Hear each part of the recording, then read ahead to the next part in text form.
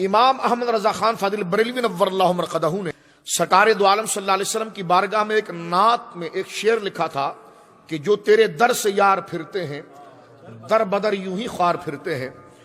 کہ جو رسول کریم صلی اللہ علیہ وسلم کے دربار سے ہٹ گیا اور جس نے حضور علیہ السلام کو چھوڑ دیا تو پھر اسے کوئی سہارا نہیں ملتا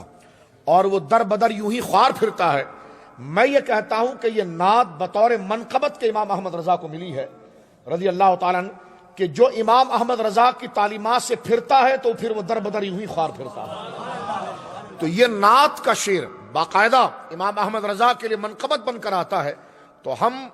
حضور علیہ السلام کی نیابت میں اور حضور علیہ السلام کی تابعیت میں یہ بات امام احمد رضا کے لیے کہہ سکتے ہیں کہ اے امام، جو تیرے در سے یار پھرتے ہیں در بدر یوں ہی خوار پھرتے ہیں۔ اور شاہ عبدالحق محدث دہلوی کا ایک جملہ سن لیجیے کہ ہر فرقہ اشیت علامات میں لکھتے ہیں کہ ہر فرقہ کہتا ہے ہم حق پر ہیں، تو اہل سنت کے حق ہونے کی کیا علامت ہے؟ تو شیخ محقق یہ فرماتے ہیں صرف زبانی دعوے سے کچھ نہیں ہوگا، عقیدہ ثابت کرنا پڑے گا۔ فرمایا سنی کے حق ہونے کی دلیل یہ ہے کہ آج جو یہ عقیدہ برمنگھم میں بیان کر رہا ہے نا، یہ عقیدہ 14 صدیوں سے چلا ہوا آیا ہے، اخبار متواترہ سے آیا ہے۔ فرمایا یہ اہل سنت کی علامت ہے، اور امام احمد رضا واقعی میں حقیقی طور پر اہل سنت کے امام ہیں، اس لیے کہ آپ کی کتابوں میں وہی عقیدے بیان ہوئے ہیں جو 14 صدیوں سے چلے ہوئے آئے ہیں۔ اگر آپ کو بر صغیر میں یہ پہچاننا ہو کہ سنیوں کے امام کون ہیں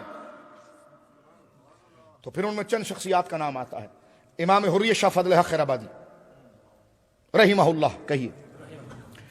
شیخ محقق الاطلاق شاہ عبدالحق محدث دہلوی رحمۃ اللہ، سرکار مجدد الفسانی علیہ رحمہ،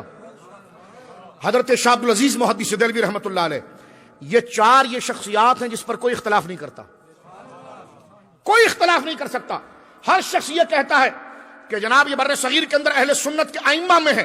میں کہتا ہوں جس مسئلے میں تم نے پھڈا ڈالا ہوا، میلاد، حاضر ناظر، علم غیب، فاتحہ،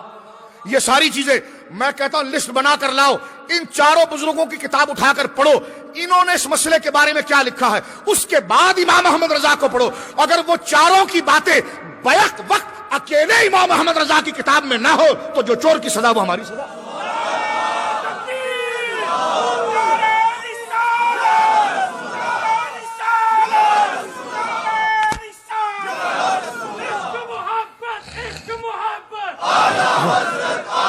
امام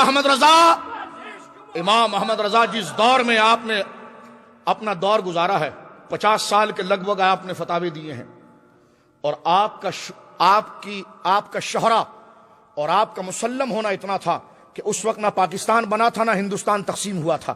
لیکن بر صغیر کے جتنے جید علماء تھے اپنی اپنی جگہ پر جو ستون تھے جن کو اہل سنت کا امام کہا جاتا تھا، بر وقت اگر وہ کسی ایک شخص پر جمع ہوتے تو دنیا اس کو امام احمد رضا کہتی ہے۔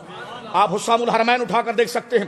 صاحب شواہد الحق سرکار مجدد وقت حضرت سیدنا یوسف نبہانی، ان کا رابطہ امام احمد رضا سے۔ بر صغیر میں اگر آپ آ جائیں تو آپ کے خانے بال کے اندر مفتی سراج احمد صاحب جو اپنے وقت کا سب سے بڑا عالم ہے، اس کا رابطہ امام احمد رضا کے ساتھ۔ جہلم کی طرف چلے جائیں تو کرم الدین دبیر صاحب جن کا ایک خود بہت بڑا قد ہے، ان کا رابطہ امام احمد رضا کے ساتھ۔ الور کے شہنشاہ حضور شیخ المشائخ اور امام اہل سنت حضور سیدنا دیدار علی شاہ صاحب کو اگر آپ دیکھیں تو ان کا رابطہ امام احمد رضا فاضل بریلوی کے ساتھ۔ رامپور کے جید علماء کو دیکھیں گے، بدایون کے علماء کو دیکھیں گے، سہارنپور کے علماء کو دیکھیں گے، قصور کے سیدنا شیخ المشائخ امام المتکلمین، امام المناظرین سرکار غلام دستگیر قصوری کو اگر آپ دیکھیں گے تو ان کا رابطہ امام احمد رضا کے ساتھ۔ امام احمد رضا کون ہے کہ بر صغیر کے جید ستون جس کے ساتھ اگر جڑتے ہیں وہ امام احمد رضا ہے۔ میں کہتا ہوں کہ اگر امام احمد رضا کے دور میں اکثریت تمہاری تھی تو تمہارے علماء نام کیوں بدلتے تھے؟ امام احمد رضا نے تو اس وقت بھی اپنے آپ کو سنی حنفی محمدی کہا، اور آج بھی یہی کہا۔ امام احمد رضا کی سیرت کا احاطہ کرنے کی کوشش کی، لیکن بہت خوبصورت اس کا ایک نقشہ کھینچ دیا کہ وادی رضا کی کوہ ہمالیہ رضا کا، وادی رضا کی یعنی وادیاں اگر علم کی ہے تو وہ بھی امام محمد رضا کے ساتھ ہے، اور ہمالیہ جیسے قداور لوگ جو ہیں، یعنی وادی سے مراد افراد اور کوہ ہمالیہ سے مراد وہ مضبوط ائمہ، اس کو اس تعبیر سے لے لیے تو فرمایا کہ وادی رضا کی کوہ ہمالیہ رضا کا ہے، اور جس سمت دیکھیے وہ علاقہ رضا کا ہے۔